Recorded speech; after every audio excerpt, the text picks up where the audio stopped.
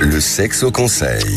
Eh bien, on va parler de fétichisme, le fétichisme qui, vous êtes sexothérapeute, et vous le savez, c'est souvent vu comme une paraphilie, et je pense qu'il ne faut pas tout confondre, c'est-à-dire que si ça devient obligatoire, c'est-à-dire que systématiquement, on est obligé, parce qu'on est fétichiste, que notre femme, par exemple, porte des talons hauts, rouges. Là, on va parler de paraphilie, en effet. Mais sinon, moi, je pense que le fétichisme, ça stimule les sens, ça nourrit l'imaginaire, et ça peut donner même un petit côté transgressif. Donc voilà, moi, je pense qu'il faut pas voir le fétichisme comme une paraphilie.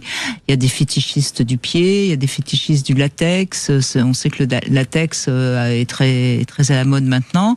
Et puis, il y a des fétichistes des cheveux, des chevilles, alors des seins, évidemment, et des fesses.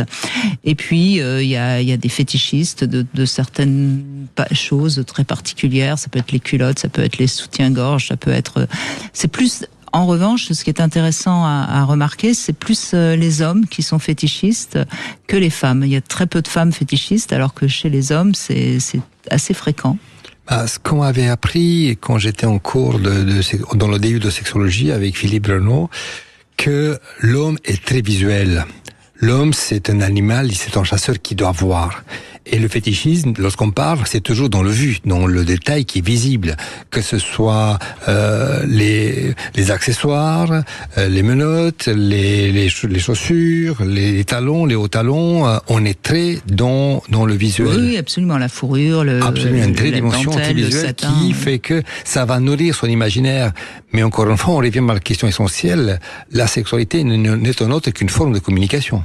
De partage et de communication. Donc, le fétichisme doit être absolument partagé, parce que s'il n'y a pas de partagé, si on n'est pas tous les deux dans la même attente, et surtout, c'est à chaque fois que ça devient presque un rituel obligatoire. C'est là où ça devient gênant, parce que c'est gênant aussi pour la femme si systématiquement pour faire l'amour elle est obligée de porter telle tenue, elle a l'impression qu'elle devient son objet sexuel et non plus un sujet. C'est tout le danger, c'est que quand dans la sexualité l'autre n'est plus un être humain mais c'est juste un objet sexuel.